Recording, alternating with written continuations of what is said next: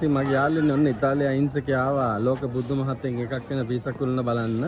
ඉතින් මම විතරක් බලන්නේ ඔයාලා කවුරුත් දන්නා මම මොනාරි බැලුවොත් ඔයාලට පෙන්නනවා කියලා.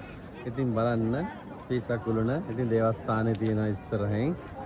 මේ කවුරු බැලුවත් මේ දේවස්ථානේ නම් මම හිතන්නේ ගොඩක් දුරට පෙන්නනවා කියලා. කුළුණ විතරක් පෙන්නලා යනවා. ඉතින් මේ දේවස්ථානේ තියෙනවා ඉතින් හරිම පිරිසිදුයි. කොල කැල්ලක් අබ්බිම වට්ටලා නැහැ. ඉතින් මේ බලන්න පීසා කුළුණ. ඉතින් මේක තමයි ලෝක බුදු මහත්යෙන් ඇලවුණු කුළුණ. ඉතින් ගොඩක් බැතිමතුන් ගොඩක් දෙනෙක් ඇවිල්ලා ඉන්නවා මේ නරඹන්න ලෝකෙ හැමතැනින්ම එනවා. ඔබ දන්නවා පීසා කුළුණ නරඹන්න එනවා කියලා. ඉතින් මේ වගේ වටපිටාවක් තමයි මේ ඒරියා එකේ දක්න ලැබෙන විශාල සෙනගක් වෙනවා බලන්න.